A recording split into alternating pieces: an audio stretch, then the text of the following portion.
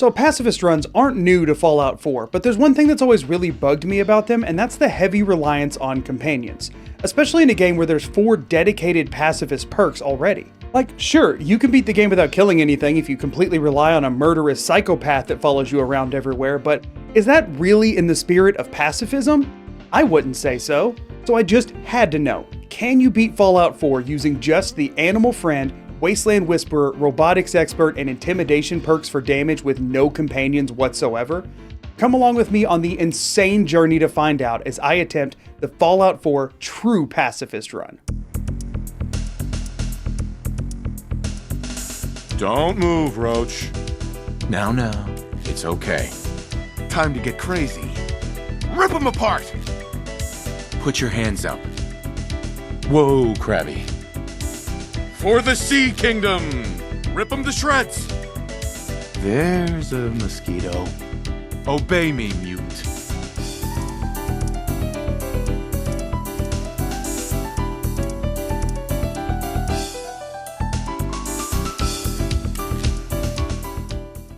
So while Clint Peacewood prepares himself for the apocalypse, let me quickly cover some ground rules that establish how this run is going to be different than any pacifist run you've ever seen. For one, there will be no companion usage in this run. Now, there are some quests that force a companion on you in order to complete them. There's obviously nothing I can do about that, but I can't ever recruit a companion to follow me through the wasteland for any period of time. Second, I can't take any direct aggressive action towards an enemy. This even includes things that don't count as kills in the Pip-Boy, like the syringe rifle. The only interactions I can have with enemies is by pointing at them to use one of the pacifism perks I mentioned earlier. This means that in pretty much any situation where there's an enemy I need to take out, I have to convince other NPCs to do it for me using these perks. I don't have any other means of accomplishing that. To keep tabs on this, I'll be periodically checking the Pip-Boy combat stats to make sure I have zeros all the way down. This means I also can't get kills by any indirect means like Ricochet, because those still count as player kills in the Pip-Boy. But now it's finally time for Clint to emerge into the wasteland and charismatically convince it to begin cannibalizing itself. Naturally, the first thing to do is to grind settlement XP in Sanctuary until I have rank 1 of all 4 perks, and rank 1 of Lone Wanderer just because it's useful. Then I immediately went to test their functionality on the local rad roach population. Don't move, Roach. Oh, that didn't work. That didn't work. So let's test the cooldown here. Now let me go ahead and establish this now. These 4 perks are all incredibly jank and really, really bad. They all have a lot of really strange mechanics and quirks to them that you wouldn't guess, and trying to tell you all of them now would be complete brain overload. Also, at this point in the run, I didn't know most of them yet, so I'm just going to cover all the weirdness as it comes up. As a baseline, I already knew that all pacifisms have a 40% chance of success. Meaning anytime you see me quick saving and quick loading, I'm just trying to hit that 40% on whatever specific enemy I'm targeting. Additionally, I found out here that it has a 60-second cooldown if you fail on an enemy before you can try it again. With that knowledge in my back pocket, I found a really pretty dress and headed straight over to the Museum of Freedom to see if it would be possible to save Preston. Okay, so let's check the 2 blood bugs. Stop. There's a mosquito. Stop right there. Okay, so this is the thing. 2 enemies, right? Let's just look at 2 enemies. You can try and do both and just get like that's never going to happen. So instead you have to quick save in between, which then puts you in some pretty bad combat situations with how the load in, like slow load in works. Listen to that smooth sing-songy voice. There's a mosquito, you've done it. You guys just hang out here and wait for me to come on back. Thank you very much. Love what you've done with the place. Have a wonderful day. This is gonna suck. So good news, I was eventually able to pacify every single raider outside while I waited for Preston to slowly kill them all. Preston, you give up on this one? Maybe I should stand pretty far away from him. You missed a stationary target twice. You're using a musket. It has a sight. Come on, Preston! What are you doing, man? What the crap? Man, I thought I was bad at this game. Oh, he got him! He got him! Oh no! The even better news is I was able to repeat this again on the inside of the museum. The really, really bad news is though that Preston, for some reason, would never hit a single one of them, even though they didn't move in the slightest. Preston, seriously, dude. I just want to see you kill one guy.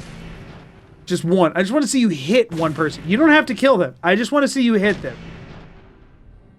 Is he Is he hard? He's doing a pacifist run too? The only thing I could figure here is that Preston just shoots into predetermined locations and doesn't actually shoot at the raiders. Either that or he was just completely bugged out, but they were all standing perfectly still and within his line of sight, and he didn't land a single shot.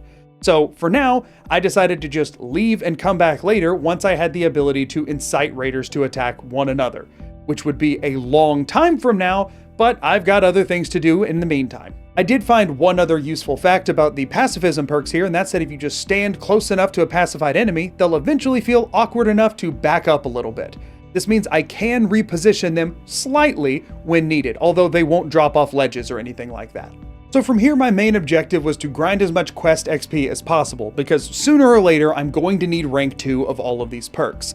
Now, if you're wondering why quest XP and not just settlement XP, that's for 2 main reasons. For one, there are virtually 0 settlements I can acquire right now.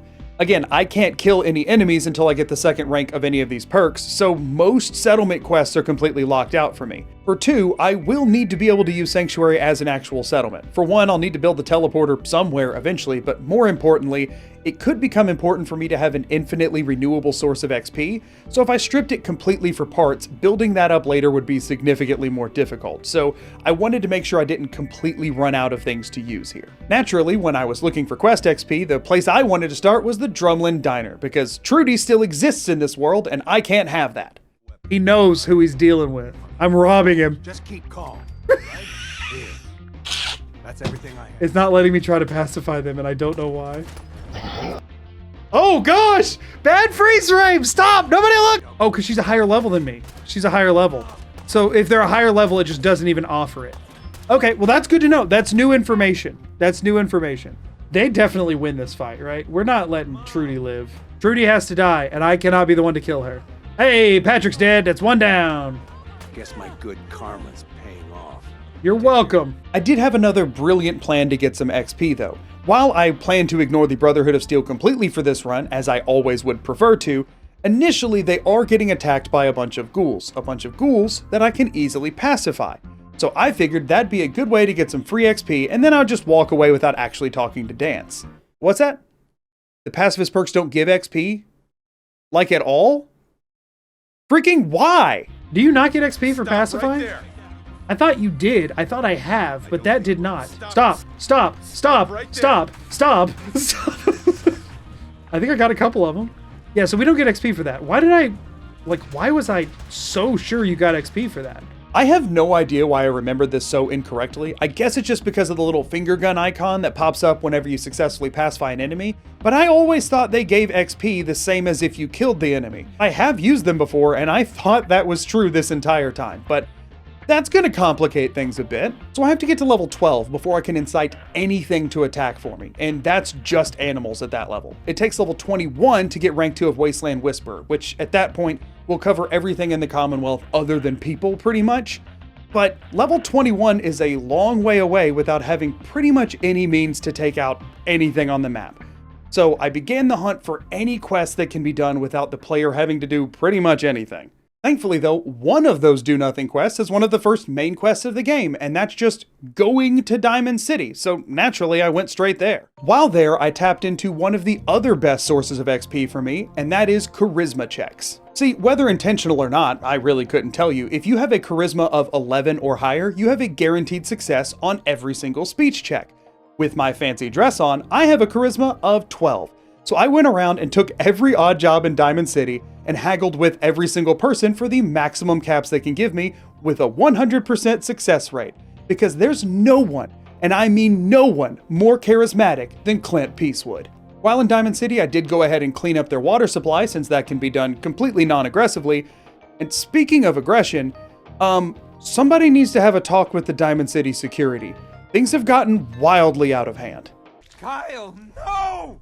Oh my gosh, they do just kill him with his hands in the air. There are no Holy crap. While hunting down every speech check in Diamond City, I did come across what seemed like the perfect quest for now, and that's Diamond City Blues. Not only do I get a boatload of chems at the end of the quest that I could sell for more stim packs, but if you pick the right dialogue options, both Paul and Henry go with you, neither of which are companions, so it should be pretty easy to pacify just enough chem dealers that they'll win the fight, and then I get to complete a quest for free. Right? Oh no, wait, he died? Oh, that's not good. Yeah. If you could just do the thing, Paul. Paul! Don't do anything stupid. I'm not going down without a fight. Yeah, Paul, they're all standing still. You can just kill them now. Paul, where are you going, dude? This is not the hardest lineup of enemies to take on, dude. Just get over here. Here, Paul, look. Cook's impressed. You're doing so good, Paul. Keep going. You're doing great, Paul.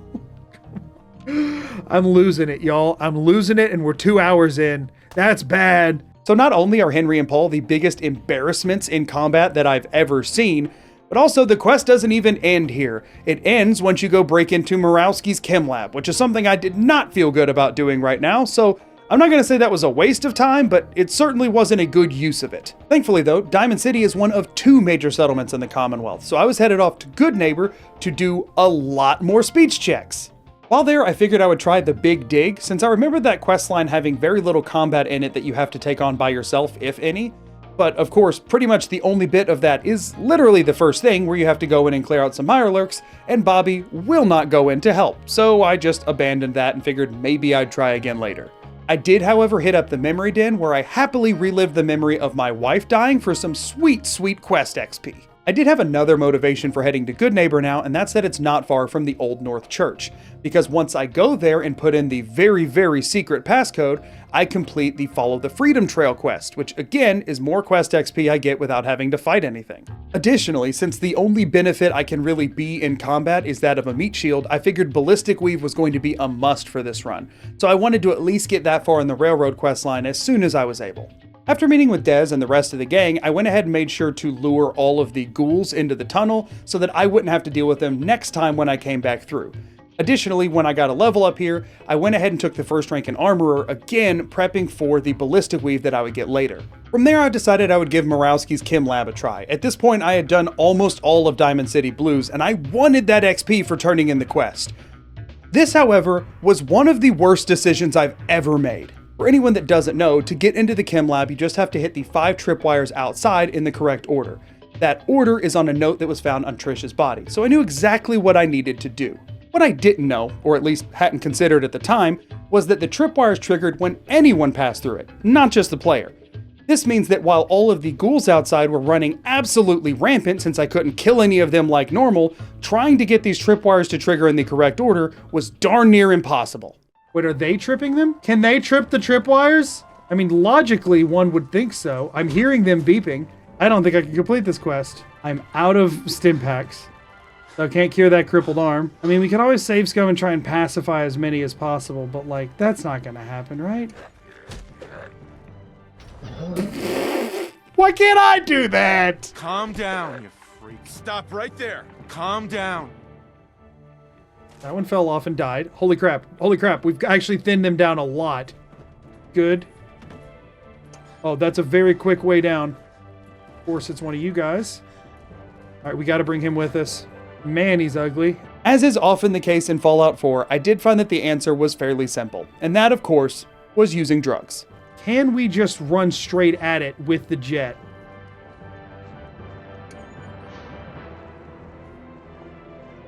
It went off! Now you did the work for me. I don't have to hit number 4. I can just go hit number 5. Oh my gosh, there's so many. Who knew drugs were the answer?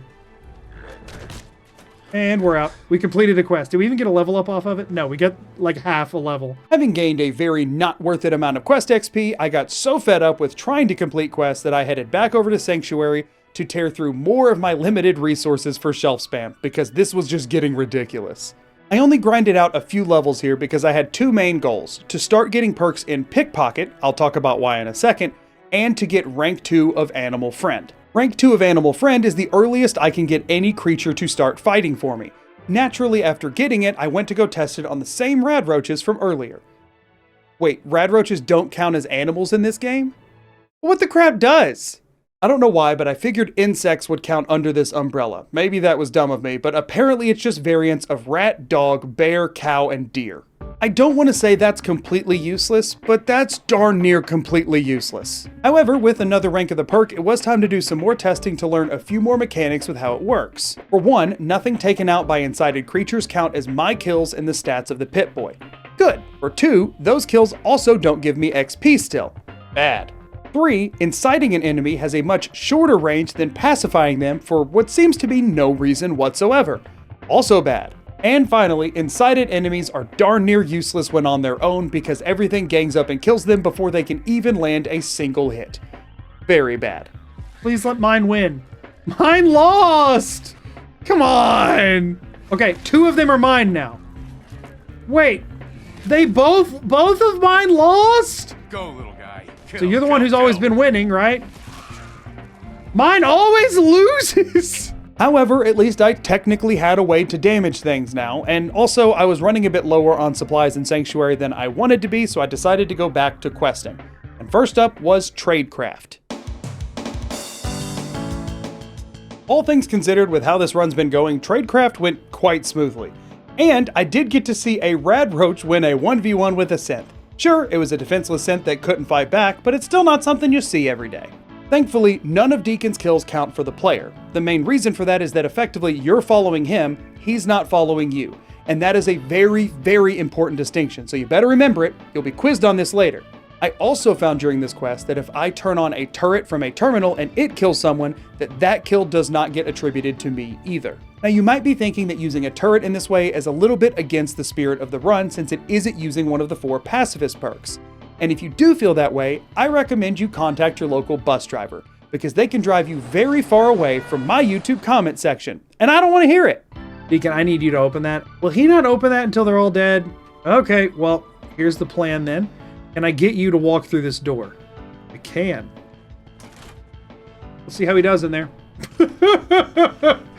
Just locked him in for a freaking cage match. He finally did it! After snagging the prototype and safely making it out of the switchboard, I headed back over to Railroad HQ to accept what is by far the most fitting codename ever. Call me Whisper. I got the 2nd rank of the Armorer perk with the Quest XP, again bracing for the ballistic weave I was pushing for, and headed straight over to Bunker Hill to continue with the Railroad questline and appropriately embrace my new codename. What? I really don't understand what you're asking. Raider!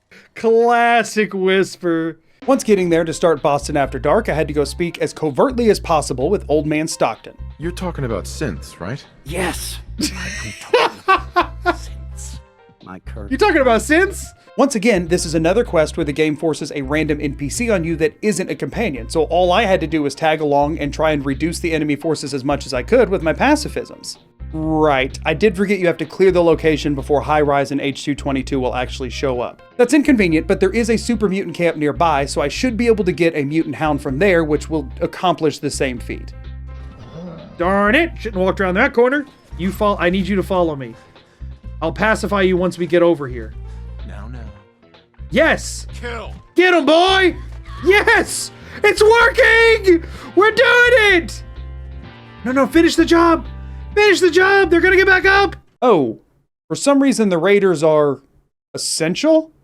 That doesn't make any sense. Well, they're all getting back up? Do I have to kill them? So let's talk about what's actually happening here, because it is incredibly annoying and something I did not foresee happening, especially in a quest like this. See, there's actually a status that lies sort of halfway between Essential and every other NPC, and that is the Protected status. Protected enemies can die, but they can't die by any means other than a direct kill from the player character.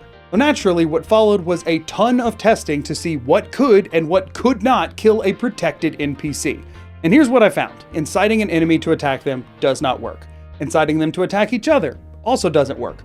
Luring them into enemies completely unrelated, naturally, does not work either. Just for the sake of trying it, I did go ahead and test out both companions and enemies commanded with rank 3 of the Pacifist perks, and neither of those worked either. Codsworth can't kill them either. Okay, that's good. That's good to know.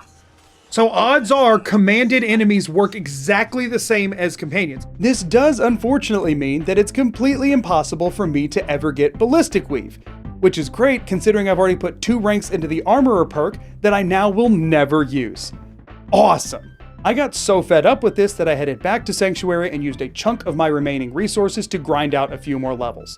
I'll be honest, I just needed to feel some sense of forward progress. I was going insane. I invested all of those perk points into sneak-based skills to enable my pickpocket strategies for later. Again, I will explain how that's going to work when the time comes. From there, I decided it would be best just to progress the main quest line to go save Nick. Thankfully, you can get all the way to him without having to kill any enemies, and then from then on, you can kind of just cower behind him as a cheerleader while he kills everyone. So it wasn't too difficult, all things considered. Don't move. Don't do anything stupid. That's how this run's supposed to work. We're in. We're going. Excuse me. Pardon me. You just shooting this guy over and over? This guy is not your biggest threat, Nick. What are you doing, dude? I love that. Just get on the ground. Nick does not take this man's crap. It was also made abundantly easier by having a guaranteed speech success at the end of the questline, so there was no reason to fight Skinny or Darla whatsoever. We could just leave. Oh, look at those calves. What a unit. I've not seen them from this angle before. That's beautiful. After finishing things up with Nick, I did have 2 other quests in mind that I thought I could maybe complete with my current skill set to get a little bit of extra XP. The first on the list was the Silver Shroud questline. I wasn't about to do that entire questline, but I did figure it wouldn't hurt to go ahead and grab the Silver Shroud costume, since it does inherently have a much better armor rating than the dress I've been wearing, especially since now I know I'm never going to get Ballistic Weave. Now, it's not exactly easy to get. Hubris Comics is filled with ghouls, but you don't have to kill any of them in order to get it, so I eventually found a way. The second quest I had my eye on was clearing out the Boston Public Library for Daisy and Goodneighbor. This quest was appealing for 2 main reasons. For one, the library contains the Intelligence Bobblehead, which will just give me a flat boost to my XP for the rest of the run, which is reason enough to go there on its own. But for 2, the entire quest is based around a battle between super mutants and robots, meaning if I can just pacify most of the super mutants, the robots will naturally win, and I'll get to leave without having to kill anything. Free quest, right? While that's true in theory, the super mutants are a much stronger force than the robots are. Sure, the robots have some turrets that can output quite a bit of damage, but they also go down really easily. And all of the Protectrons just don't deal much damage, so I did have my work cut out for me. In spite of everything I just told you, none of it came close to being the most interesting thing about this quest. One of them has an explosive. One of them's a legendary with an explosive. There's no way. There's no way that the robots win. There's no way that the robots win. Did y'all see that? No shot that's an explosive minigun. Stop right there. Can I see it in his inventory?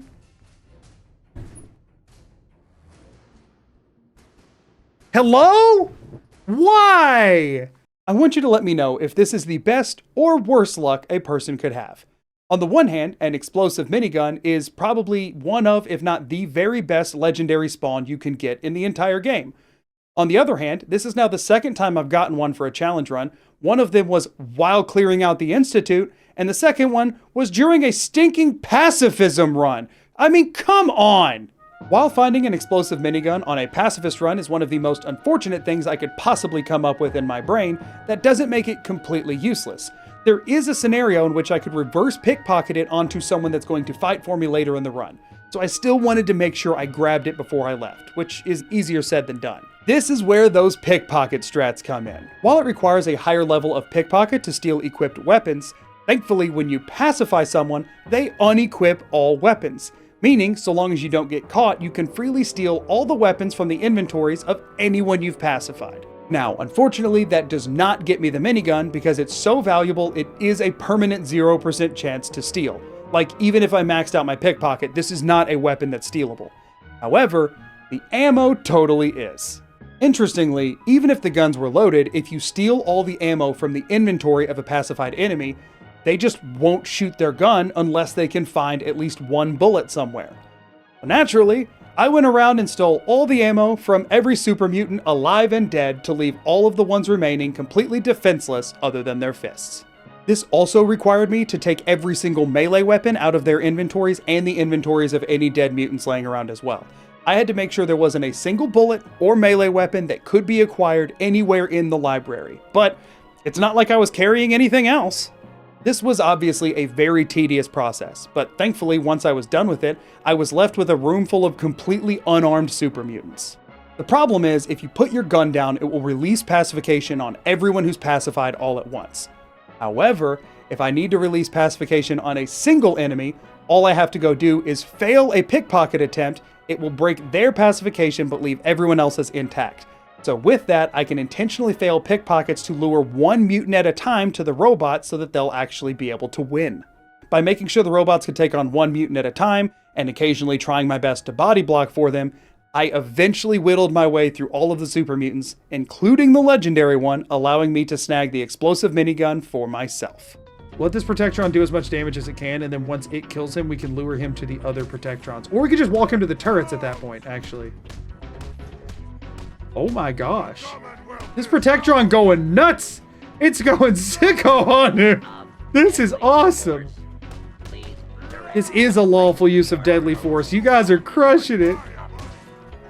He's running. He doesn't know what to do. They're too strong. Oh, we killed one. Super Mutant versus Library Protectron in a cage match Tuesday. Oh, they got him, which is good, right? Explosive minigun's mine. Having completed one of the strangest bits of any run I've done so far, I figured I would keep trying on the Silver Shroud questline. And the next thing that I needed to do was kill Wayne Delancey. Oh. Still, I thought maybe it could be done if I could somehow get the neighborhood watch to try and kill him, but they just straight up didn't care. And even when I hid behind one of them long enough that he accidentally shot them, they still didn't turn on him. So I'm gonna have to come back to this quest once I can incite humans to attack one another. At least I can run around looking like the Shroud now, so that's always a good time. And there were some speech checks in Good Neighbor I still hadn't done, so I shook down both Whitechapel Charlie and Rufus for some caps that I would never end up getting. I convinced the Vault Tech rep to go to Sanctuary, and, you know, did something with Magnolia. From there, I bounced back over to Diamond City to give Piper the story of a lifetime for some quest XP, and then naturally I did all of the Kellogg house stuff here too. That doesn't give me any quest XP, but it just sets up that quest for later. From there though, I headed back to Sanctuary because it was obvious I needed to get a much more consistent means of getting XP for the entire run. This is where I embraced the life of a farmer. I set up as many crops as I could in both Sanctuary and Red Rocket with the intention of either just manually harvesting and replanting them over and over and over again for XP, or just grinding them into vegetable starch if that got too tedious. Throughout this, I finally was able to get Wasteland Whisperer rank 2, meaning now I can incite anything to fight for me in the Commonwealth other than humans and robots, because I still haven't taken Robotics Expert 2. Human category, by the way, includes Gen 3 Sense, but doesn't include fully sentient ghouls. I'm not sure why, that's just what they decided. You kill him, thank you. Avenge your pain. Avenge your pain? What is that voice like? Oh no! No! This now means defeating Kellogg is theoretically possible since all synths count under the Wasteland Whisperer category, meaning I can incite everyone in there other than him. So naturally, I headed straight there, although on the way I passed Grey Garden and realized that the Grey Garden quest is also theoretically possible since it's entirely super mutants and Mirelurks, so I figured, why the heck not? We're already here. Getting through the mutants outside was particularly tedious since one of them spawns with a missile launcher, but it was fully possible. And then once getting inside, I did discover the best thing I never knew about Fallout 4. Okay, well we failed that one. Whoa, Crabby. Whoa, Crabby. Whoa, Crabby. Don't be getting excited there, Crabby. Love these freaking voice lines. Whoa, Crabby! No, Crabby! Oh gosh. Excuse me, Crabby! Hey dudes, I need your freaking help. For the Sea Kingdom! Destroy! For the Sea Kingdom! I freaking love this game! Whoa, Crabby. Whoa, Crabby! It's not getting For the old! Sea Kingdom! Return to Supervisor Destroy! White! We've done it! Holy crap, I'm doing stuff! I'm doing quests! I'm doing quests, everybody! Woohoo! We'll just let that carnage happen. Eventually, I just woed enough Crabbies into fighting a civil war for the Sea Kingdom while the turret shot at them all, finished the quest, and then ran off cackling into the night. With that done though, I officially couldn't put it off any longer. It was time for Fort Hagen and Kellogg. On my way in, let me quickly talk about my biggest concerns with this questline. The main one is that I don't know if Kellogg is a protected NPC or not. I wouldn't think so, but also I wouldn't think that the Raiders as a part of Boston After Dark would have been either, so that was admittedly at the very front of my mind this entire time. Second, I just got Wasteland Whisperer, so I wasn't sure how many of the synths I'd actually be able to pacify. I honestly had no idea what their average level was. On top of that, Kellogg's level scales with the player, so the longer I wait to do this quest, the harder it will be to clear, so I really needed to find a way to make it work now. There is a load zone not far before you get to Kellogg, separating that area from the rest of the fort. This means two things. For one, it means I can sprint straight past all of the synths between me and that door, since none of them would be a factor in that fight anyway. For two though, it drastically limits the number of synths available for me to get to fight him to only what's on the other side of that door. So we have 3 synths here. Good to know. Excuse me, gentlemen. Excuse me, sirs. Excuse me, my good man. Not that way. But you can get more to spawn by going in one of those rooms. We have legendaries that we definitely... Oh, we could pacify the legendary. And we did. Or no, actually, reload. I should not have quick saved. That's okay. I can release these guys in a minute. I need them to follow me farther, most likely. The first thing I did was use the beautiful visage of Clint Peacewood to lure as many synths as possible, as close to Kellogg's room as possible to pacify them there to have a small army ready to fight them. I didn't realize at the time that this was sort of a big mistake. See, my plan going into it was to pacify every synth, then pickpocket Kellogg of all of his ammo, then incite every synth to let an all-out brawl take place and just hope that Kellogg wasn't the last man standing. There were multiple flaws with this plan. For one, whenever you get close enough to pickpocket Kellogg, it will automatically trigger the dialogue, even if you're hidden. So pickpocketing him prior to a fight was completely impossible. For two, and I have no idea why this happens, after engaging in dialogue with Kellogg, as soon as he becomes hostile, every pacified synth immediately becomes hostile again. All of them. And again, there is a 60-second cooldown from when that happens until I can pacify them again. So that was really annoying to deal with. And that breaks your hold on them? Excuse me? Thankfully, I was able to get hidden until they all forgot about me, let 60 seconds pass, and then pacify all of them again with a series of very high-risk quick saves in the middle of Kellogg shooting me in the face. Now here's where I learned another interesting quirk with how these perks function.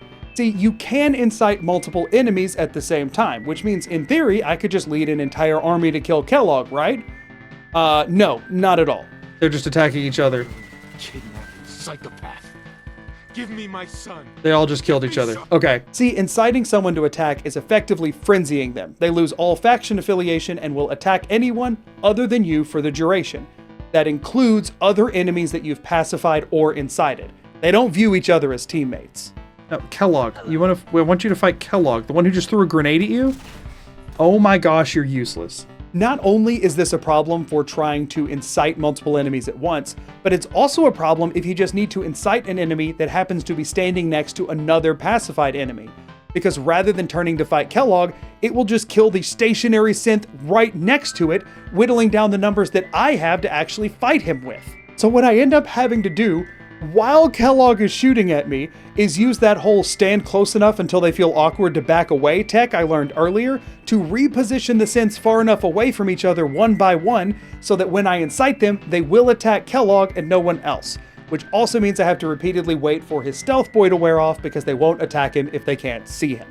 Also, just a fun little side note here, if you incite an enemy to attack and then it doesn't really work out so you quick load, when you quick load, they won't be pacified anymore for some reason. Thankfully, if you reload again, it will fix itself, but it's just an extra annoyance that effectively every reset means I have to load twice. While I initially thought you just couldn't pickpocket Kellogg because of the dialogue box, actually, you just can't pickpocket him, period.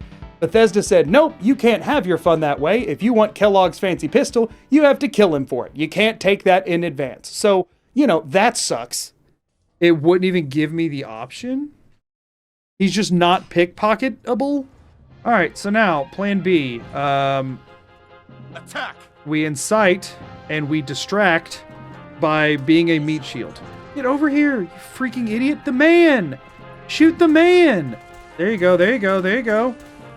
That's damage! Melee ones might be the play here because he'll keep trying to shoot me and they'll just keep bopping it. Oh, what? That was an accident!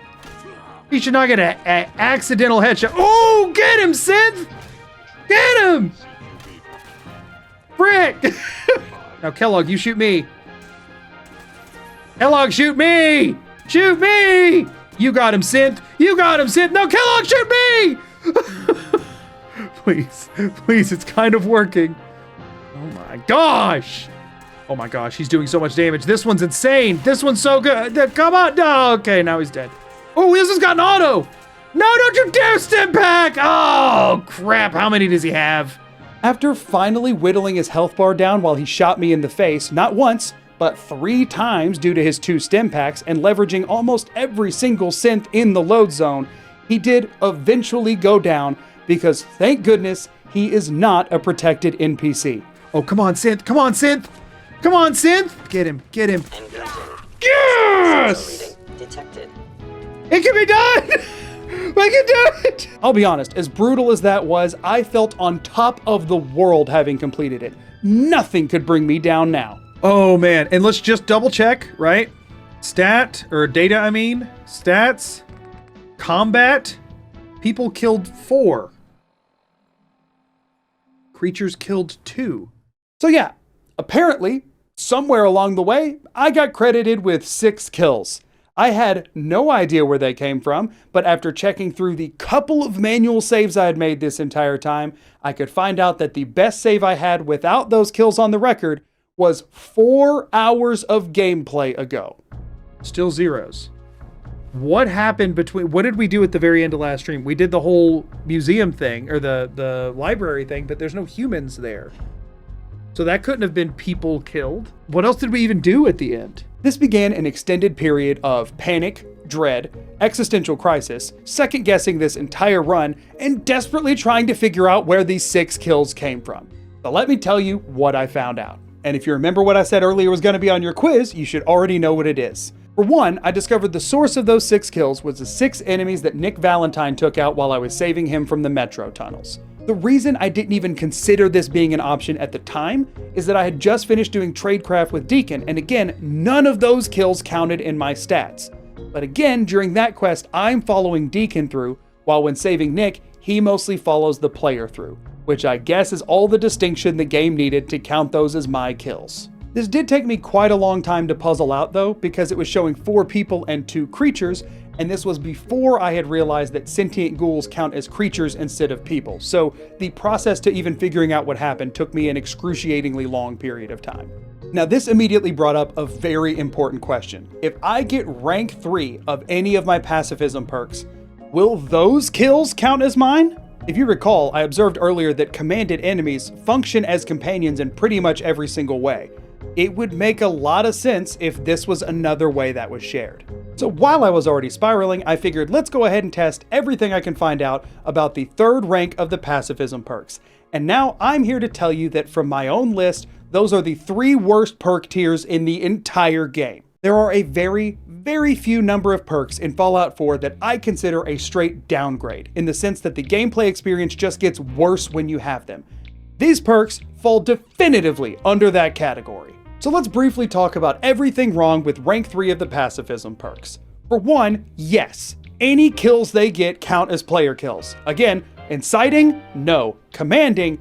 Yes. Is that stupid? Of course it is. The biggest issue with these perks is that these enemies work like companions for the duration, but without the dialogue interface you have with companions, which is kind of necessary to make them work at all. This means it's incredibly difficult to trade inventory items with them in the event that, I don't know, maybe you have an explosive minigun you'd like one of them to use. The only way I could find to make it work was to drop the gun and bullets on the ground and then individually command them to pick them up.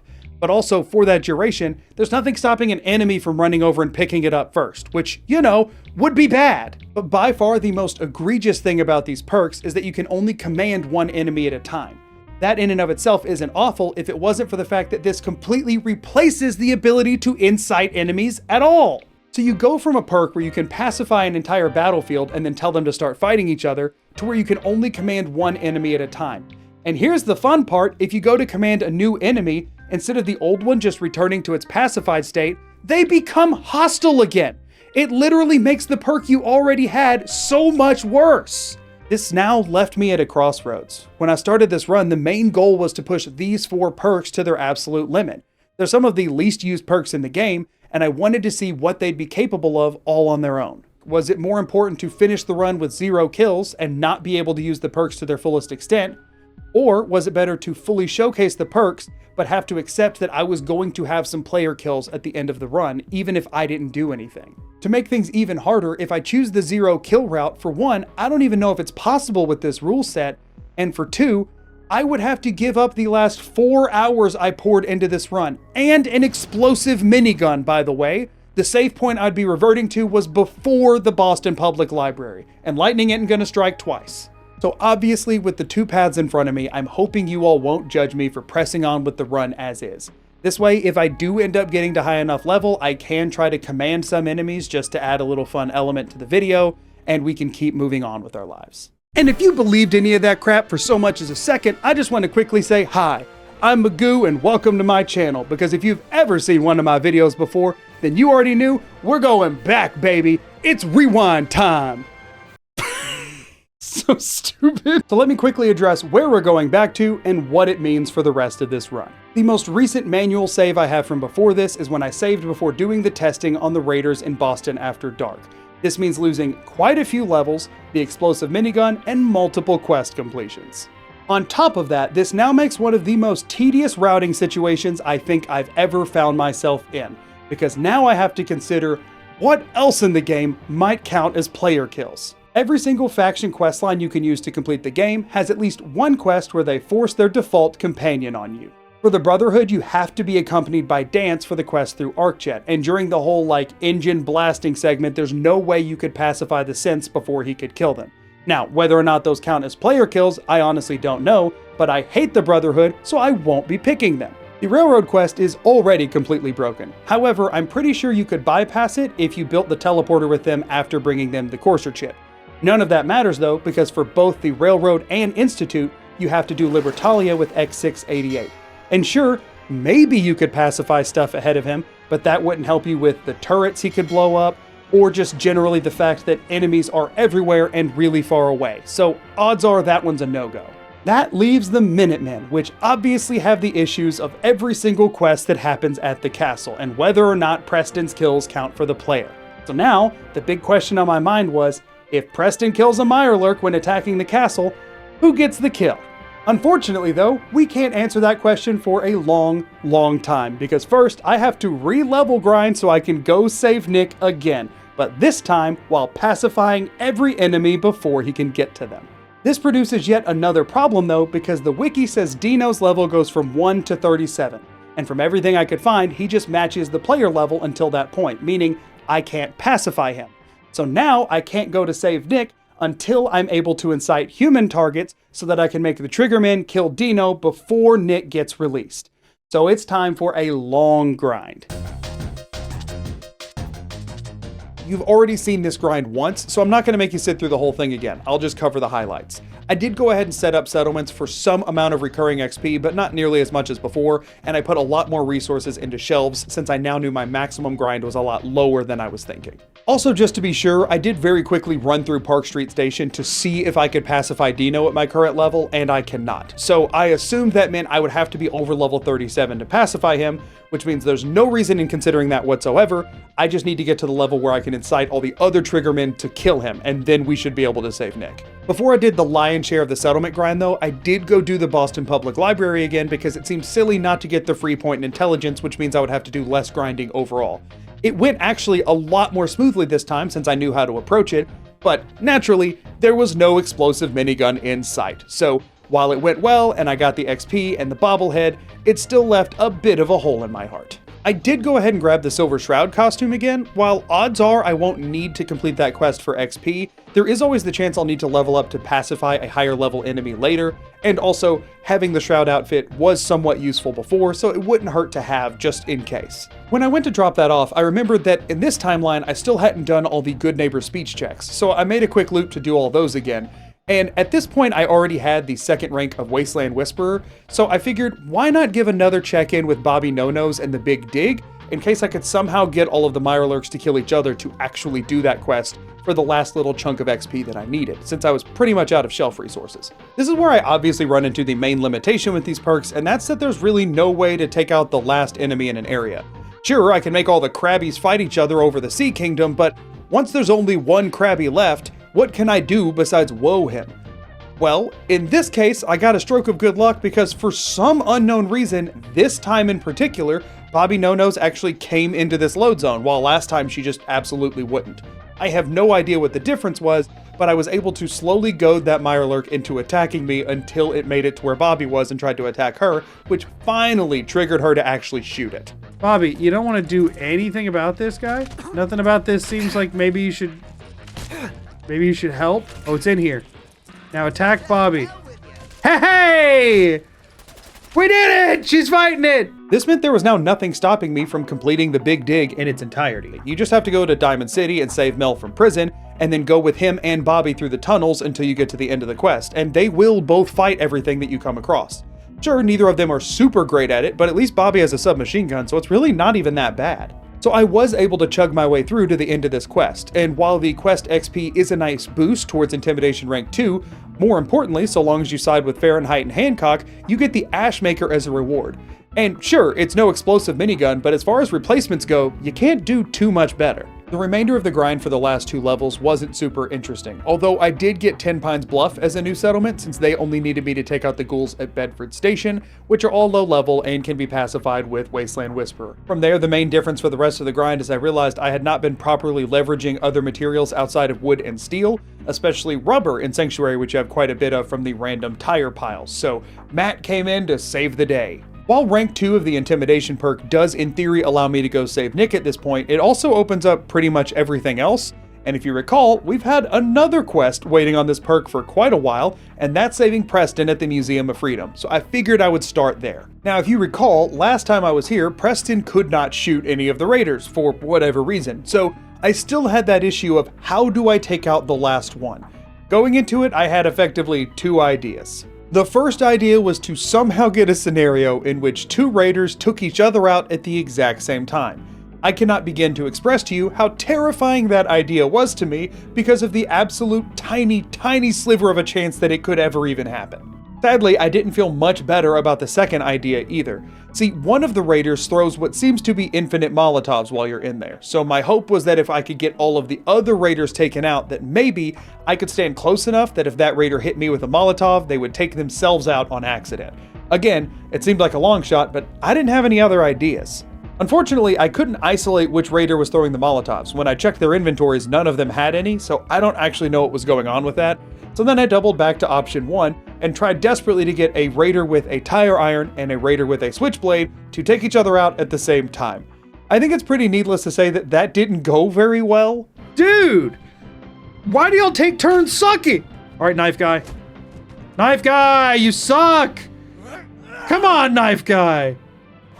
Knife Guy, what the heck? I eventually accepted that that likely is completely impossible to happen, so then just pivoted to trying to get one of them to win with very low HP in the hopes that I could lure them into one of Preston's randomly fired shots. You notice Preston stopped shooting completely at this point? Okay, he won. Can I lure him into Preston's shooting? Preston, my boy! Preston! You see what's going on down here, by any chance? Before dumping too much time into that though, I did want to verify that I couldn't somehow get one to follow me outside of the museum, where I could just get another raider to kill them. You're doing great, champ. You're doing so good. That's a good boy. Come on, that's a good boy. Come on. You can do it. You can do it. That's a good boy. Now, come kill me out here.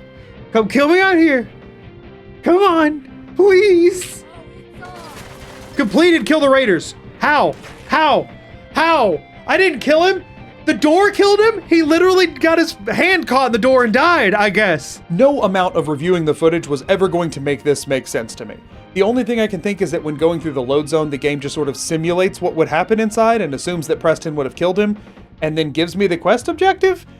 I don't know. But also, I'm not 100% sure the Preston shooting at the same spot over and over thing was intentional. That also could have been a bug. So at this point, my only way to make sure that this quest wasn't going to end up bugged out and ruin the run was just to lock this in and move forward. So naturally, that's what I did. From there, all that really mattered was making sure I ran to where the Deathclaw spawned in to get him to join the fight as soon as possible so that he would definitely lose to all the raiders so it wouldn't leave just me and the Deathclaw left alive. It's going to be a lot easier to get Preston to kill one surviving raider than 50% of the Deathclaw's HP. I tried to make this a bit more fun by finding one of the stronger raiders, pacifying them, reverse pickpocketing Ashmaker into their inventory, and watching the showdown that would happen between them and the Deathclaw. But that only ever ended with one result. We're doing it! Oh, and he's dead. Kill them all! You freaking moron! What's wrong with you? Stop smacking him with it, you freaking idiot! Deathclaw, look, it's me! Are you stupid? Stop hitting him with the minigun, you stupid ignoramus! I should have picked a less stupid champion. So sadly, this means I had to do it the boring way. And since this is the tutorial quest, the Deathclaw spawns at the minimum level a Deathclaw can, which I was now higher than. So I was actually able to pacify her, and she just stood there while taking a beating from everyone else around until she slowly and gracefully died. It's unfortunate that this was the way I had to go about it, but I didn't really have any options left. Clear conquered of hostiles. Oh, they got the Deathclaw. Come on, Preston. One more shot, Preston! Oh, okay, we can pacify. Stop right there. Oh my gosh. What the heck? How can you throw 6 in a row? Oh my gosh. Don't move. He got her. He hit her. He hit her and I had already reloaded. Preston, you want to just do that again? Thank you. That should not have been that hard! And finally, Preston took out the final raider. So now, over 15 hours into this run, I had completed the entire tutorial quest. Hooray! I can move forward just slightly with this run. With that quest out of the way, there was no longer any reason to delay going to Park Street Station to save Nick Valentine for a second time. This time though, rather than sprinting straight past all of the Triggermen, I incited an all-out civil war outside the vault with multiple legendary Triggermen involved. I wanted to make sure there'd be none alive there that Nick might try and fight on our way out. I don't exactly remember how that worked, I just didn't want to take the risk. Now the rest of this quest is crucially important to get just right, and I'll have to be checking my stats constantly to make sure that Nick has not found a way to kill any of the Triggermen. This means there will be a lot of saves coming, and a lot of pacifying every target before we can get to them. The one good thing I have going for me is that last time I was here, I did find out that Nick will not shoot at a pacified target. So as long as I can pacify all of them, I don't actually have to make sure they die. They can just stand there with their hands up while we leave. Thankfully, once actually in the vault, I can run past every Triggerman until I get to the load zone where you meet Nick. This is most of the vault, which saves quite a bit of time, but once I get there, I still had to find a way to take out Dino. Well, at least I thought I did, until something strange and incredible happened. Just double checking. We still can't pacify Dino, right? We can? Why can we pacify Dino? We couldn't do that before. While I have no clue why this is the case, being able to pacify Dino makes this so much easier. Now I don't have to rely on any of the Triggermen killing him. I can just pacify everyone and then... Oh, what's that? A ghoul that I had already incited just killed him with a baseball bat? Sure, yeah, I mean, that works too, I guess. Then I just triggered a cage match between the 2 remaining Triggermen and went to go open the door for Nick, which I was fully assuming would release them from being pacified, but for some reason didn't. I don't know if it works differently after they've been incited or what, but thankfully Nick ran right past him, so I could just leave our champion with the baseball bat standing there victorious forever. As a side note, does anyone know if there's any way to get past this section without Nick saying hard and loud, eh? I've never found a way. I've taken them out completely silently. I've now pacified them so that none of them died whatsoever. Can you sneak past them in a way that he's satisfied with? I genuinely have no clue. Regardless, I'll save you the time of watching me save scum my way through the rest of the vault and just montage it together real quick and then cut straight to Skinny Malone. Easy now. Chill out, Hands dude. up. Chill the crap out. Don't hit the robot. Easy now. Don't move. Nick, stop going so fast. Don't move. Good. Nick's coming and he's gonna kill you. I'm trying to save your lives. You're going down a dark path. A dark path that ends at the other end of a barrel held by a man with half a face sort of just tacked on. Put your hands. You don't want to go out that way, boys. Don't. No, Nick, slow down. He's thirsty for murder. Are we done? Wait, have we made it? Holy crap, have we made it? Once making it to the end, it was just as simple as convincing Darla to go home and then leaving with Nick. At least it would have been that simple if I didn't decide it'd be much funnier to convince her to attack Skinny Malone instead and then get his own guys to take him out. Because at this point, I was so fed up with this quest, I wanted to take revenge on it. Poor Darla's getting her head blown off at the start every single time. Okay, we quick save. We double incite. Attack. Kill. Don't move. Kill. Triple incite. We just kind of see how this goes. We're doing this once, and if he has kills, we're reloading and we're not trying it this way again. But I just need to know if we could do mass carnage and end as pacifist. All right, moment of truth. Has this truly been a pacifist experience? Wait, hold on. If we get out of here without Nick killing one of them, what if I just run out? What if I just run out and leave and then Nick comes with me? Will that work? Come on, just come with me, Nick. If I'm not in the area, it can't give them to me, right? Unlikely Valentine completed. He's leaving. Combat. We have killed 0 people, 0 animals, 0 creatures, and 0 of literally anything else. We are a pacifist, baby. We have not harmed a fly. We have talked to some flies, and maybe after talking to us, they decided to harm each other. But that was hardly our fault, now was it? What can I say? Crap happens sometimes. I just happen to be there. I would never hurt anyone.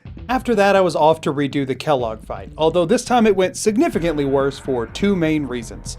For one, I had to come in here at a higher level this time, which just means that Kellogg's even tankier, and realistically, the synths aren't any stronger than they were before, so they were having a much harder time dealing with him.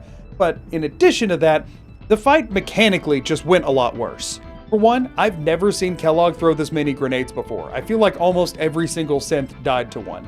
I think it's because he kept getting stuck on stuff in the environment, and so he just began lobbing them over top of things, but it was really annoying.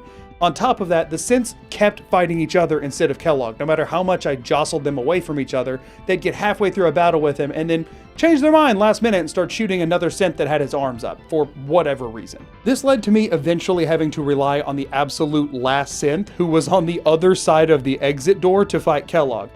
Thankfully, since the synth was pretty far away, it wasn't too hard to keep Kellogg focused on me, but I did burn through the vast majority of my healing supplies before the thing finally took him down. Yeah, fight me. Shoot me, Kellogg, shoot me!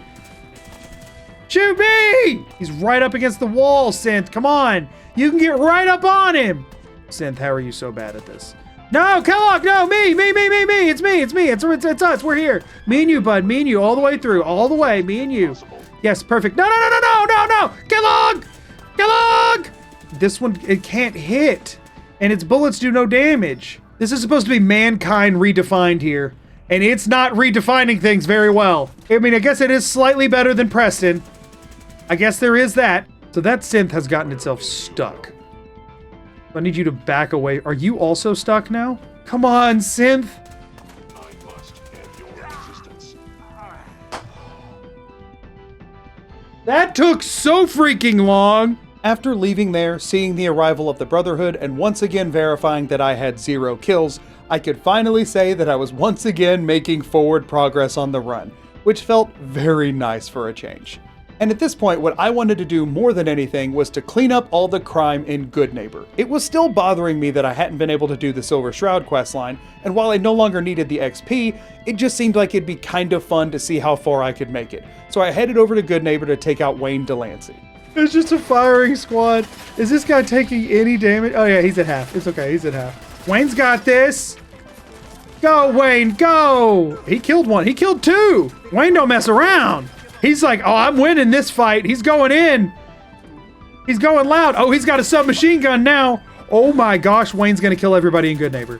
Oh no. Scratch that. Wayne Delancey, apparently much like the Raiders in the Boston After Dark quest, has the protected status, meaning no one can kill him but me. So instead of having him go die to the neighborhood watch like I had planned, I inadvertently doomed all of Good Neighbor to die by the hands of an immortal maniac. Naturally, to prevent bugging out any future quests in Good Neighbor, I did go ahead and reload so that I would not actually wipe out the entire city, because I wasn't going to reload half of the game again. Since I was already in Good Neighbor, I did go ahead and do the entire Kellogg memory sequence, meaning now it was time to set off straight for the Glowing Sea. On the way, I did stop into Egret Tours Marina like I normally do to have a chat with Phyllis and gain that as a settlement because, again, I'm going to need quite a few since the plan is the Minuteman ending for now, and then I headed straight off to Virgil's Cave. While I did pacify a couple enemies on the way through for fun, there really isn't a ton to say here. The best strategy with the Glowing Sea has always been to ignore all combat and run straight to the end, so naturally, that's what I did. It was really nice though that for the first time in any of the runs I've done on this channel, I could then just fast travel out.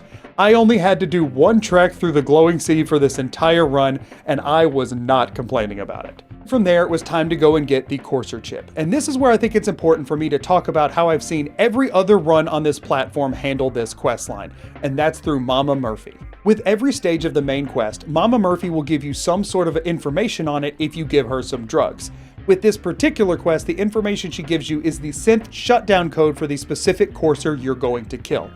Every run I've ever seen that calls itself Pacifist just uses this code to shut down the synth and then leaves, because it doesn't count as a player kill in the Pip-Boy. While the game does not classify this as a player kill, how else can you describe walking up to someone and saying the exact string of code and numbers that would cause them to collapse, completely unliving onto the ground, and then fishing around in their brain to remove a chip? Yeah, the player kills him if you do that. This is one of those moments that's sort of like the syringer rifle or any other means of dodging getting the stat in-game. I don't consider this pacifist. If you give him the code, you killed him, regardless of what the game has to say about it. And if you recall, my objective was to clear through the game using only the pacifist perks. That did not include getting a code from Mama Murphy. So I was going to find a way to make someone else kill this Courser, or I wasn't going to finish this quest. Thankfully here, the gunners in Green Tech can be handled the same way as all of life's problems, by running away from them. So after getting shot in the face and blown up many times, but still managing to not die through aggressive stem pack usage, I found myself face to face with the Courser. Now, I did come into this with a couple of different plans in mind for how I could take him out without having to use the shutdown code. The first was the gunners he was interrogating. The plan here was to lure him away, pickpocket everything off of him, and then reverse pickpocket something useful onto one of the gunners, and then incite them to attack him. But there was two main problems with this plan. Surprisingly, the problem was not your ability to pickpocket the Courser. You can, just like any other enemy, and leave him completely unarmed. No, the issue was that I could neither reverse pickpocket nor pacify any of the gunners he was interrogating. My guess is that they don't count like normal NPCs and that they are permanently fixed into the positions you find them in. This left what I believe to be a pretty genius backup plan, which was to grab the password for the terminal and then get into the synth, who calls herself Jenny, to reverse pickpocket the Ashmaker into her inventory and then incite her to attack a now unarmed Courser. Since things can never be that easy, after incited, she will just cower in the corner because, much like me, she is a true pacifist, apparently. That now accounts for every single NPC in the same load zone as the Courser, so there was no one there who could take him out. There was no way to use these perks against him, unfortunately. Good thing for me, though, is that I never give up on a stupid idea. While I may not be able to pacify anyone to attack him, there's nothing stopping me from taking him to somebody who already sees him as an enemy. Yo, dude, I'm the one who's here to kill you. The load zones both into and out of this section of Mass Fusion are both elevators, and with him having only his fists for damage, it wasn't all that difficult to survive an elevator ride with a very, very angry Courser. Wait, huh? Yeah, he's here! Come on! Come on! And as we already know, the gunners and the Courser aren't on the best of terms. So when I came cascading back out into the main area of Mass Fusion with a new friend by my side, well, things got interesting. Some of y'all survived, right? I didn't fight any of you. I knew I did this for a good reason. Yes! Yes! Kill this man! Yes! Shutdown code, who needs it? Don't you dare have this man protected. Who could get him into this situation? Don't you dare have him marked as protected. Don't you do it, Todd. Don't you try me. I earned this, Todd. Do it, Todd. Do it. Yes, Courser chip! I'll be completely honest with you. The idea that the Courser is not a protected NPC, while the Raiders for Boston After Dark and freaking Wayne Delancey are, is something I never would have guessed about this game in a million years. But I could not have been more ecstatic to find out that it was the case. With that, I was able to leave Mass Fusion with the Courser chip in hand and my head held high, knowing that I went through the entire quest as a true pacifist, never raising fist nor shut down code in hostility to anyone inside. From there, it's obviously no issue to get the Courser chip decoded by the railroad and get the plans from Virgil to go ahead and start building the teleporter. Naturally though, I can't begin building that teleporter until I've made it far enough with the Minuteman questline, which I've effectively not touched whatsoever. So I was off to Oberlin Station and then immediately to Corvega to start moving things along in that direction. Thankfully, at this point in the run, I've taken on many more difficult objectives than Corvega, and as always, the tried and true method of sprinting past almost everything while aggressively injecting myself with stim packs works like a charm. Well, until I get to the end at least. This is about how that went. We're going loud on this. Where's Jared at? Can we pacify Jared? We're failing every pacify attempt. No! Pacified! No, Jared! Bad Jared! Down boy! Freaking crap. I can't, nothing will die if I can't pacify at least one thing. Oh no. Easy now. Oh! Go get him, buddy. Hey, we killed Jared. And by that I mean Jared chose to die. He took on a losing battle, and that's really on him. Completing that quest adds into my inventory a new most intimidating gun to wave around at people to get them to do my bidding. Oh, flare gun. Flare gun's a big upgrade, y'all. Flare gun is huge. You know why flare gun's huge? Because it really completes the pacifist message if the thing I'm pointing at them is something I clearly couldn't even kill them with if I wanted to. And from there I was ready to build the teleporter and head straight into the Institute to confront Sean. I had to find a way to upset the people of the Institute, but it was important for me to do it in a way that was subtle enough that I could get out without any major conflict. Stop it! Stop it! All of you stop! Stop shooting at me! Stop it! Attack! Stop! Stop! Don't do it! Just do it, but don't! Attack, but not me! Goodbye! I think this is how the game was designed to be played. This was what Todd had in mind. Now, after upsetting the Institute, I can't proceed any farther in the main questline until I do the Castle quest. Now, you're supposed to get the Castle quest anytime after having, I believe, 4 settlements, and I currently had 5, but it hadn't triggered yet.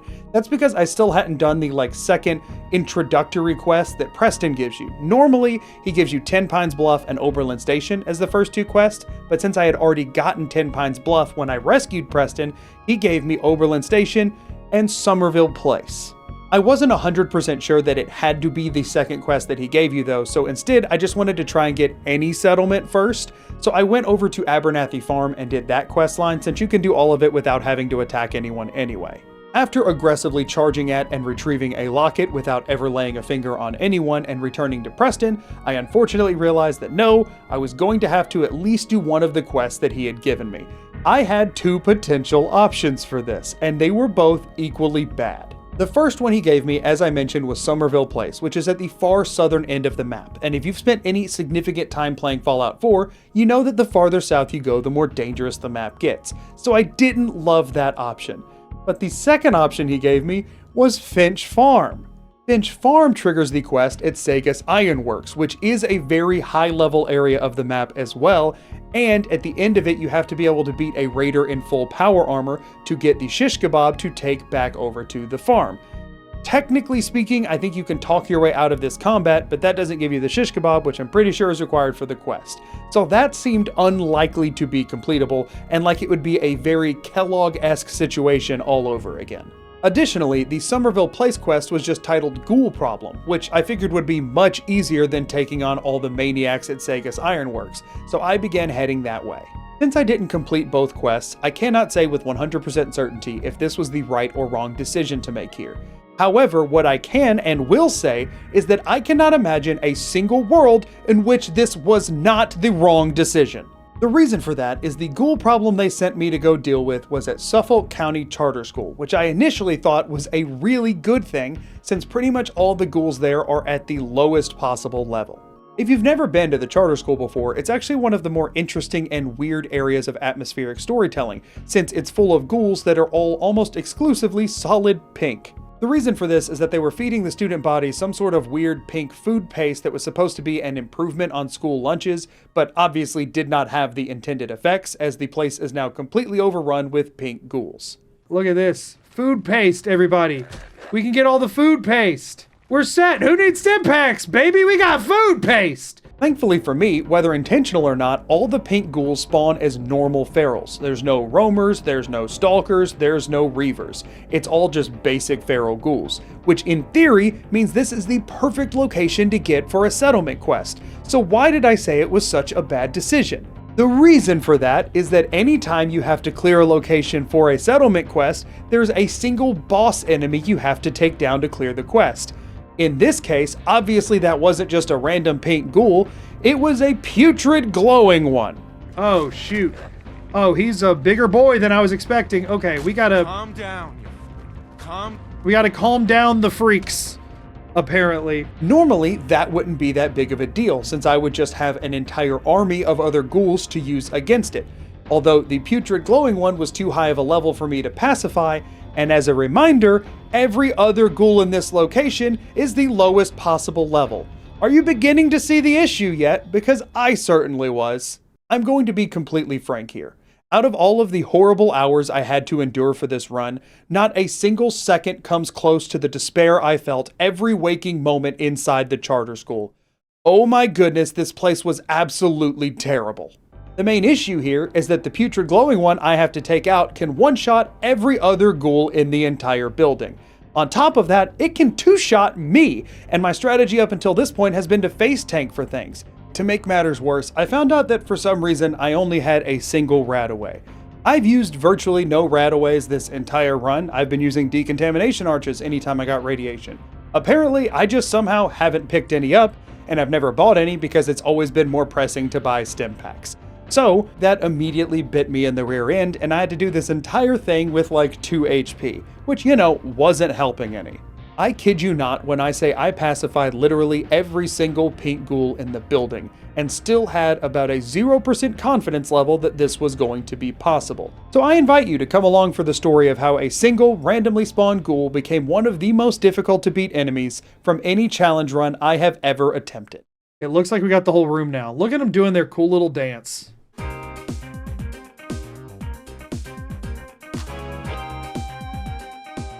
We chillin' with the ghoul bros, you know what I'm saying? This other ghoul keeps missing. Kill. He's missed like 4 in a row! And he changed attention. You go that way. Okay, cool. Now we push this one out into the hallway. Just run all the way over here. We just gotta make sure the other guy doesn't double back for them. No, dude, over here, over here, over here, over here, over here, over here, over here. Why? That was so far away! I don't know. Kill. Dude, why would you go that way? You can see nothing remotely close. This thing's right here. Oh my gosh. Come on. Oh, come. He just scooped the air. Come on. Why will this one only shift left and right? Go forward, you monster. Get in here, dude. Okay, he's just toying with me. Look at him. Look at him taking one tiny little step at a time. Look at this crazed thing. It knows. Avenge your pain. Kill. No! No! Why? I hate you so much. Avenge your pain. No! No! Stop it! Avenge your pain. Stop! There's a dude in sight lines. Those are so far away. And of course, last time he was stuck in a freaking toilet, and this time he's like on me when I load in. Why? Who's to freaking say? I hate this game. I hate this game so much. Come on. He backhanded it. He didn't even turn. Why are you going this way, you stupid buffoon? Kill. Ah! Okay, we're fine. We're fine. One. Kill. You're so slow. What the crap? Avenge your pain. Will you go get him right now if I do Kill. that? Make it make sense. Make it make sense. They just refuse. They refuse to attack him. Make it make sense. After a literal hour of some of the most tedious gameplay I have ever experienced in my life, I would like to introduce you to someone important. This is Fred. Fred the Ghoul. He doesn't actually have a name, that's just what I've taken to calling him in my head. Fred the Ghoul has more heart than any feral you will ever meet, and I'm going to show you why. Take a look at this. Attack! Good. We know once they lock, they don't want to unlock. Yes, stay on me. Stay on me. This is incredible. This is what I needed. This is what I needed. He's still trying to get to me. I'm not going to move. I'm not going to move because he still wants to get to me. Okay, he did just kill the other one. He did kill it, but that's okay. That guy was a trooper. How much damage did we do off of that? Wait, he's still going? I'm scared to go in there. I'm scared to go in there. We just wait. We just wait. We just wait. We are going to miss it, and that's okay. I'm going to quick save. I have to know. I don't have to know. It's okay. Oh, he's pissed at me now. That's okay. That's okay. We don't care. We don't care. I'm looting him because I want to. We cannot die. We cannot die. We have to go. We have to go. Everyone, he helped me, but now kill him. Kill each other. All of you die. You abominations. You don't deserve to be here. Ah! We did it!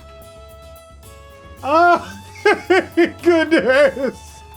Ah, that was awful. Oh, that was so terrible. I'm going to be completely transparent here. I don't know if I've ever felt a wave of relief that intense in my entire life. That was truly horrendous to have to go through, and I would not wish it on my worst enemy. After finishing what can only be described as actual torture, I did head straight to Diamond City to purchase every single stim pack and RadAway that anyone had in stock before heading off to take on the castle quest. I'll be honest with you, I've been very, very nervous about the castle quest this entire time. For one, I still don't know if Preston's kills are going to count as my own here. And for two, the game gives you a whole 3 other Minutemen to take on this quest with. And while one of them is marked as essential because he has to take over the radio when it's all said and done, the other 2 can easily die. And if possible, I really need them to stay alive at least until the Queen spawns to help me get some damage off. So trying to protect them is going to be tricky. Oh my gosh! We needed them! What? How unlucky can I get? Let's try this again. The Brotherhood of Steel just launched a devastating attack on the Minutemen. I can't see! Oh my gosh! Wait, that guy has a line. What happens if he's not there to deliver that line? Let's just get in there and shoot those lobsters.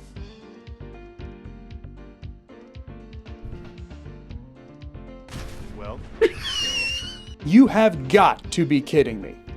Listen, by no means have I ever considered myself to be a lucky individual, but this is the first time I've ever done a run where it feels like the entire game has it out for me every step along the way. What the crap was that?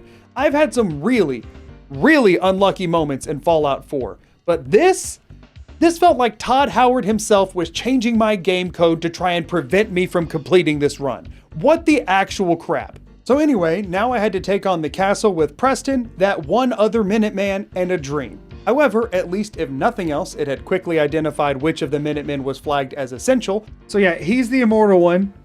We know that now. And I went ahead and just bit the bullet and reverse pickpocketed the Ashmaker into his inventory. He's gonna get to keep that forever now because I needed some sort of an edge here. Good news, everybody. There's the slightest bit of mercy the game has offered me, and that's that Preston's kills do not count here.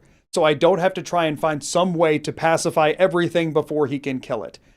Thank goodness, I cannot imagine what sort of torture that would be. Okay, we got all our Crabbies woed. Now I need you guys to kill all your children. Not each other. Yes, murder your children. Murder your children for me. Do as I say. We have a missile launcher now. Oh, we can't do that one. We cannot do that one. Whoa, little Crabby. Whoa, little Crabby. Whoa, little Crabby. Whoa, little Crabby. Whoa. All right, where's the dude with the Ashmaker? Why are you standing there like a useless? You gonna get involved now? Wow. Bet on the wrong horse with that one. Why is that guy not fighting? I don't think pacifying them all works. I think they do have to die. He just got up and they all went over and just... Come on, dude! You have one of the strongest guns in this freaking game!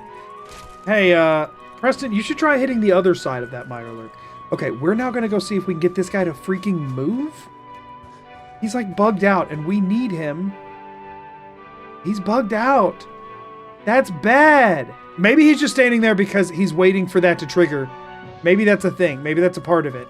And we just have to get Preston to kill this one. So at this point, we have to watch Preston slowly kill that. No. Come after me, not Preston. Come after me, not Preston. And we're back to this strategy. Can I give him a missile launcher and missiles? And if so, will he use them? Come on, Preston. I need you to kill this thing, and I need you to not count it as me killing it. What the hell was that? Okay, he popped the legendary effect. And immediately went down. Okay, well, he can't reload very good, but that's okay. Progress. Does anybody see Preston? Oh. Oh, now you're here. Oh, you woke up, did you? Freaking moron. Freaking morons. You two freaking idiots. Oh my gosh. We can't pacify the queen, right? I'm assuming. Hey, okay, that's some big damage. She can't heal. I guess we'll distract this one while they fight the queen. Maybe we'll distract both while they do nothing. Hello?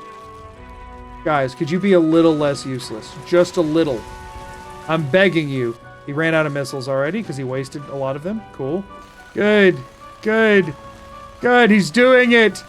Holding on to Ashmaker this entire time was not completely useless after all. Come on, dude. Get it. Get it. Get it. Yes.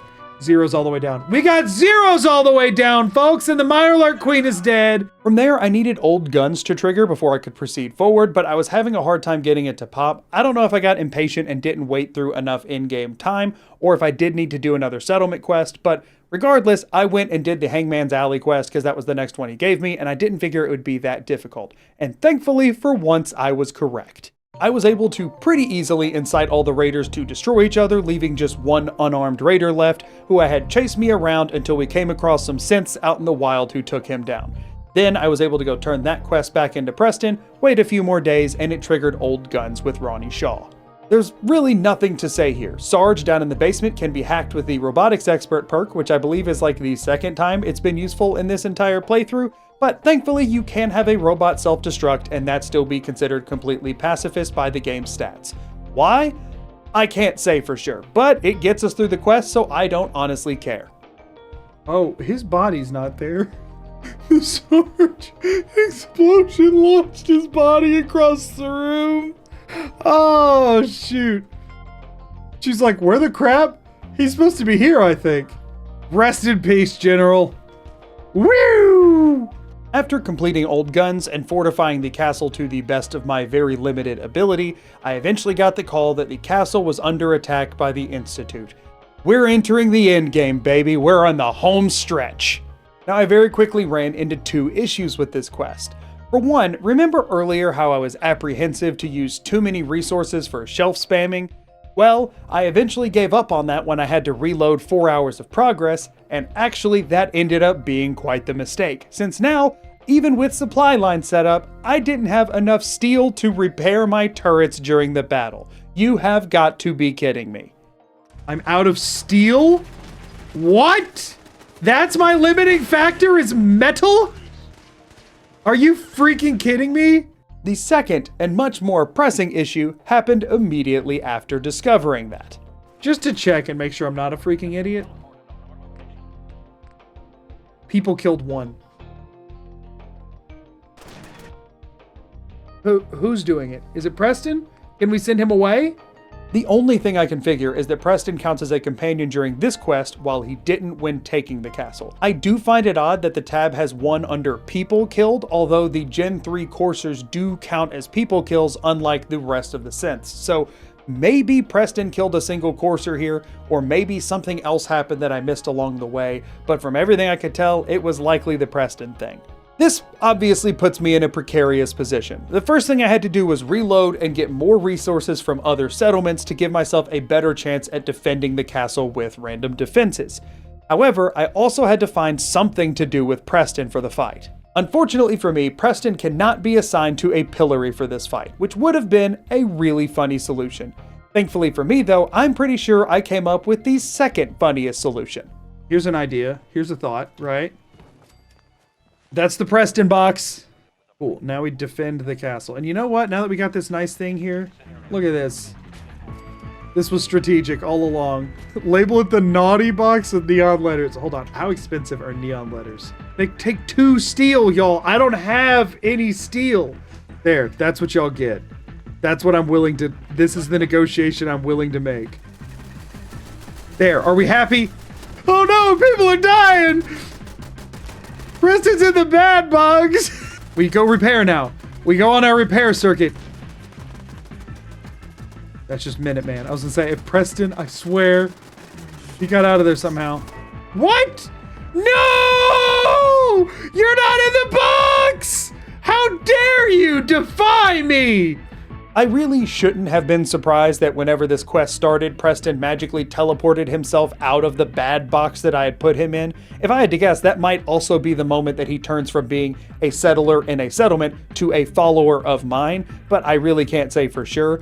All I knew was that I had to very quickly enclose him again. Stay! Bad Preston! Stay in your box! Oh, dang it, hold on. Okay, stay in there, Preston, in your stinky box. Okay, what's happening?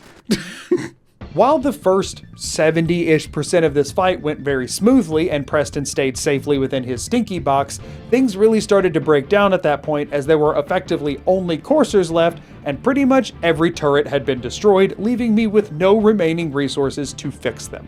Thankfully, that one essential Minuteman from earlier still has the Ashmaker in his inventory, so all hope is not lost here, but he pretty much goes down the second he gets up, as the coursers have now downed everyone who can possibly fight them, and are just sort of standing around waiting for someone to kill. I tried everything I could think of to make this fight work without having to reload to go get more resources, because I desperately didn't want to do that.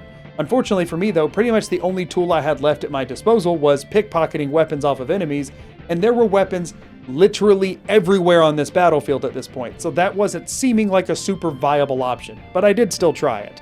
Eventually though, even the pickpocket stopped working. I don't know if it was bugged out or if it's supposed to work that way, but I couldn't really get hidden anymore anyway because I ran out of stealth boys. So all I really had left was one last desperate Hail Mary attempt. Settlement building. All right, one guy just ran in here. I'm gonna die before it'll let me place this stupid thing. Place the wall! That guy's now stuck in there, I think? So if we trap a bunch of guys in here, then we have a smaller group for the rest of the people to like slowly chip away at. Come on, place it, place it, place it, place it, place the stupid wall!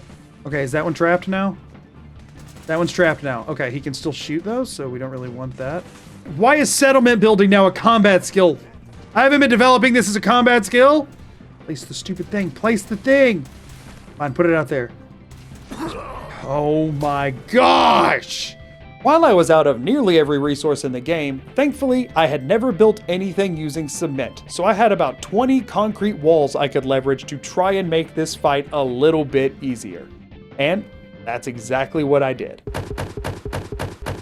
If you had asked me at the onset of this run what strategies I thought would enable me to finish the end of it, the Fortnite build strategy would not have been anywhere near the top of my list of options. But hey, I'll do whatever it takes at this point. Good, dude, good, good! Yes! Keep going! Not the best spot to be standing, I suppose. Hold on, he's doing big damage. Is this the angle we needed to see for this to work? I think this is the strongest one left. Yes! Okay. Okay. Completed, defend the castle 100%. What happened to the ones that were locked in here? Did they just despawn? Did the game show mercy? No, he's just running! He's just running away! Go on, dude. Be free.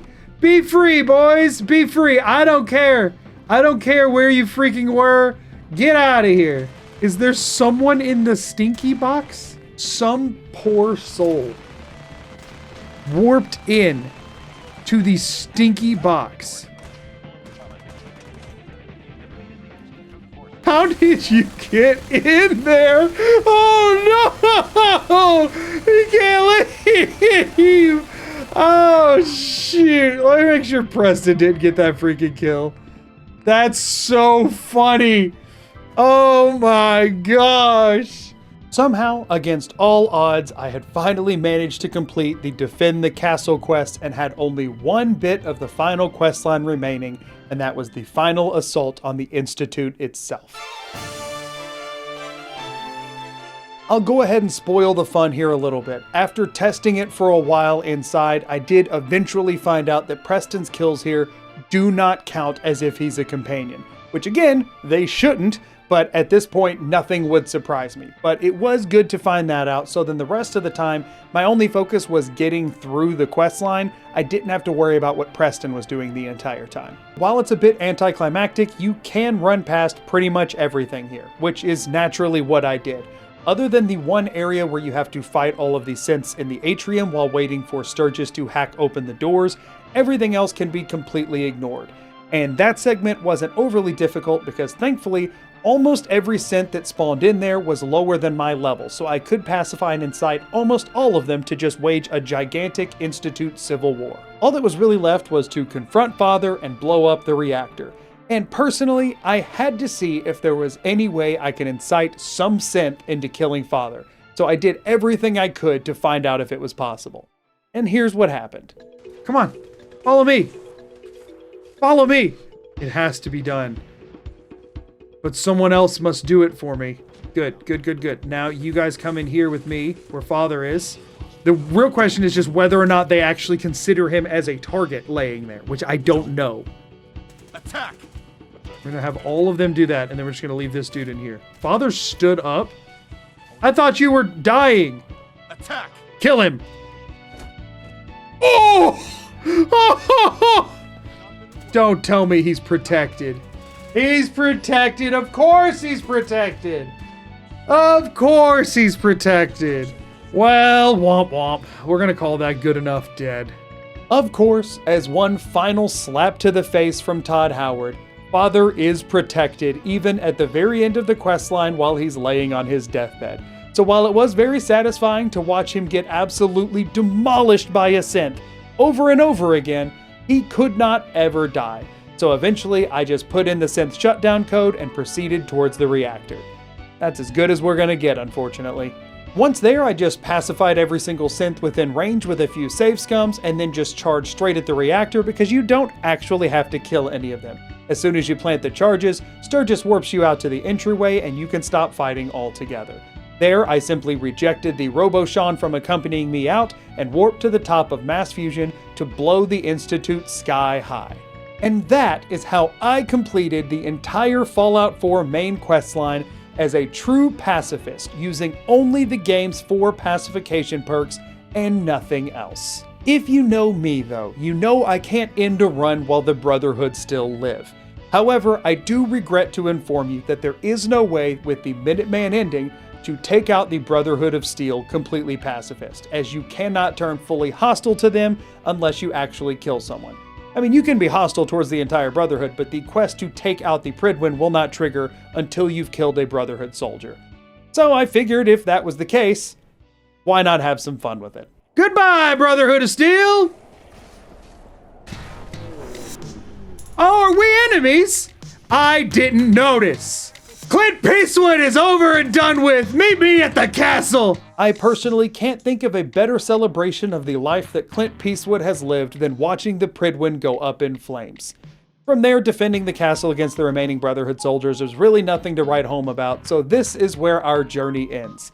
Thank you so much, as always, for watching and making it to the end of the video, and a huge extra thank you to all of my channel members. Your support continues to baffle me through every one of these videos, and I thank you as always for your continued support. Until next time though, I hope you enjoyed the video, and I'm Magoo, peace and out. Later.